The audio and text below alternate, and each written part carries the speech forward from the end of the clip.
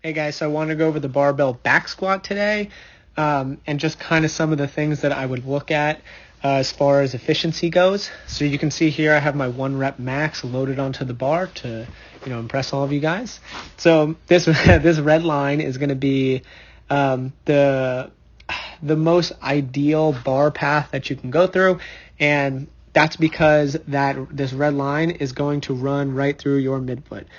Which you really want the bar to stay stacked right in the middle of the foot so that you're not shifting forward or backward, because it's just going to make it less efficient for your squat, and it's going to get the ankle involved when you don't need to.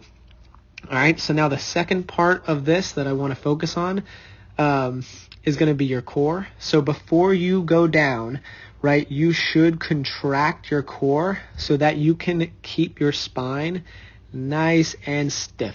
Right, you kind of want to keep this neutral red line as far down as the squat goes. So you can kind of see my back as I'm coming down is going to stay pretty neutral, right? It's going to kind of keep that nice shape to it. And then I'm just going to be moving at the hips and at the knees, okay? So that's going to be the most efficient way. There's going to be, it's going to depend on a lot. It's going to depend on your body structure and all that.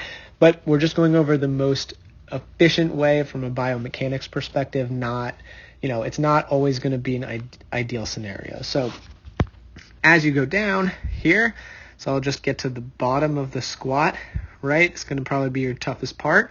And you can see that bar is pretty close to where the red line should be. So that's fine. It's not going to be perfect, like I said. But now we're going to look at your hip, right? So your hip, how far away it is from this line, is going to pretty much indicate how much torque you can get out of that joint.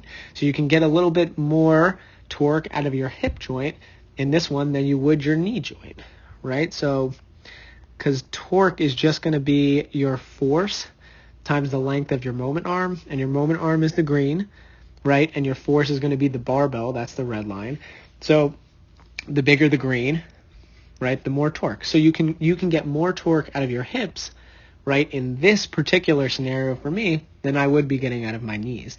So that's going to kind of be the high bar back squat, is you're going to get sort of even contributions, whereas if you change it and you do a low bar squat, which would be, just having the bar a little bit pushed back, lower on your back, as it states low bar squatting, you'll get different contributions that way.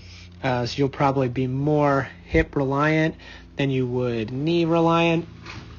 And then as I come up, right, this is very important that you keep your core contracted so that when you lift up, right, there's still no real change in my spine as far as movement goes, and all the movement is coming out of the knees and the hips going into extension.